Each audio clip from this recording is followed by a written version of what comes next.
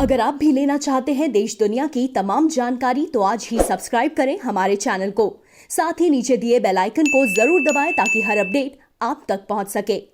काशी की एक ऐसी भी प्रथा है जहां जलती चिताओं के बीच नगर वधुएं नृत्य करती हैं और महाशमशान बाबा को खुश करती हैं कि हमारा अगला जन्म इससे बेहतर हो और अच्छा हो। धर्म की नगरी काशी में चैत्र नवरात्र पर सप्तमी के दिन महाशमशान घाट पर सजने वाले अनूठे महफिल में एक तरफ जलती चिताओं की लपटें आसमान में एकाकार तो दूसरी ओर घुंघरुओं की झनकार बंदिशों की दरों दीवारें तोड़ रही थी।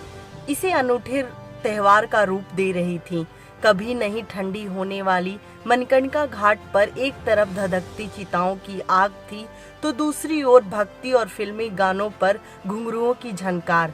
मोक्ष नगरी काशी में मौत भी उत्सव है के कहावत को चरितार्थ कर रही थी। बाबा महाशमशान को साक्षी मानकर यह नगर वधुएं इसलिए नृत्य करती हैं कि उन्हें भरोसा है अगले जन्म में इस नर्क को उन्हें भोगना नहीं पड़ेगा। मणिकर्णिका घाट पर महाशमशान नाथ के श्रृंगार उत्सव में 354वें वर्ष की परंपरा के अनुसार गणिकाओं ने सोमवार को नृत्य संगीत का नजराना पेश किया।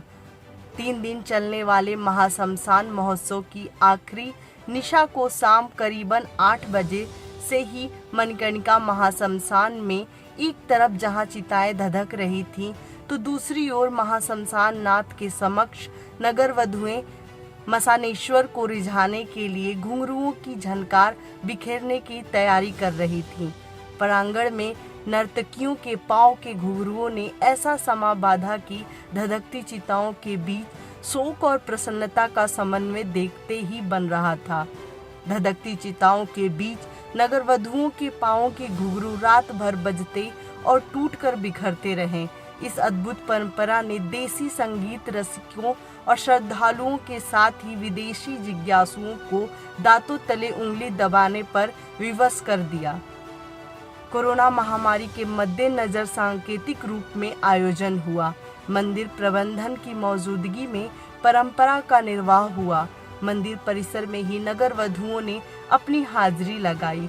सामान्य भक्तों के आवागमन पर रोक रहा।